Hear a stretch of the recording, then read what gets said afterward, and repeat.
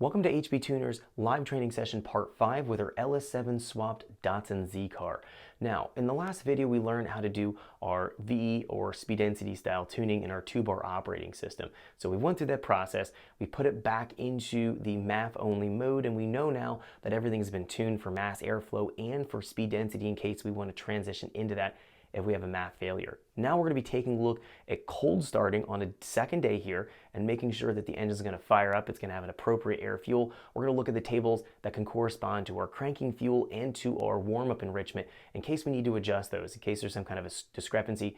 We're also going to be taking a look at using the torque management within our Gen 4 PCMs so that if we want to go in and have torque by gear, we're going to be able to accomplish that. This particular car is going to have a difficult time putting down all of the power, making almost 700 horsepower and around mid 600 or low 600 torque in our power production out of our engine. It's going to be hard to put that kind of power down in this 2,000-pound car. So we need to limit the torque that we're making in the lower gears and being able to ramp it as we go up in engine speed so that we can gain traction. So we can use our torque management to accomplish that. I'm going to show you towards the end of the video how to go through and program that to be able to get the desired results that you're after. This is a great way to get around not having traction control in place and getting traction again in the lower gears. There's going to be a lot of things to cover here. Let's jump into our live training session so we can get started.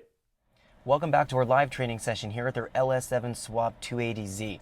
In the last video, we finished up our calibration process. We've tuned the MAF and we've tuned our speed density VE tables within the last few videos. So the calibration process is complete. We know the fuel and spark timing on this is correct. On a warm engine, the engine fires up, it holds a steady idle, everything's going to be set up and working properly. Now, we're on day 2. We're going to take a look at what this is going to do when we fire up the engine, seeing if it needs any additional startup airflow, making sure that the air fuel is going to be right, and just generally making sure that it's going to be starting up and acting in the way that we're intending it. So it should fire off at maybe 12 or 1300 RPMs and then hold that and then slowly start to decay down and taper down and come into a normal idle speed. So we have a couple things to check.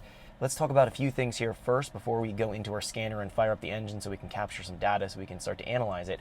If we move here into our file, this is MAF tune, that's the file that we were working with in the last few videos. We go into engine here. We're going to be finding that we have our area. If we go here to general, under fuel, and we go into open loop base, this is where we're going to be specifying what we want the target or commanded lambda or air fuel amount to be at. So this is going to be this open loop area here. We're commanding an EQ ratio or a lambda amount or a target air fuel. This is going to be when we're not in closed loop. So we're not operating at stoichiometric when we have our fuel trims being applied, and we're not in power enrichment. This is the transient between those two. We'll find that we have a couple areas responsible for commanding the air fuel that we're at. We're going to find the primary table that we have to worry about here is the IVT gas gains. We can see this table here is based on our manifold pressure versus our intake valve temperature. Now, we're going to find the intake valve temperature is an inferred or calculated amount. There's a bunch of calculations and math modeling going on in the background. It can estimate what the intake valve temp is going to be. By knowing that, it'll look up in the table here what the commanded air fuel should be, or the commanded EQ ratio. So we're finding 1.0 would be stoichiometric. And if we're on petrol gas, that's going to be 14.7 to 1 air fuel. So this is going to be specifying what we want our air fuel to be at. Now, this particular car idles and it pulls around 70 to 75 kPa at idle on the MAP sensor. So it's pulling really poor vacuum. And we'll find, as a result, if we're referencing here where it's going to be sourcing its air fuel from, we're going to find it's probably operating somewhere right in here. If we're talking about the intake valve temp here being on a colder engine, so in this range right here. So 70 to 80 here is where we're going to be at. Notice that in the very first video, we were setting our base map up, I went here and I set all my values to 1.0. 1.0 would be stoichiometric, so we might need to richen it up a little bit, but we don't want to make these values super rich. But we need to be mindful of the cam and the engine type that we're tuning and what kind of vacuum it pulls. We know what that is now that we've fully tuned the engine. We know that it's operating between 70 to 80 when the engine's warmed up. So we're finding here that anything that's going to be other than 1.0 is going to be commanding a richer air fuel. So if it's showing here 1.07, that's going to be commanding a little bit richer EQ ratio and therefore richer lambda, richer air fuel, and we'll find it's going to be riching it up. we know these values play a part in the fuel calculations, just as we have our power enrichment values. We have that equation that we've been talking about in the training course. Fuel mass is equal to air mass divided by target air fuel.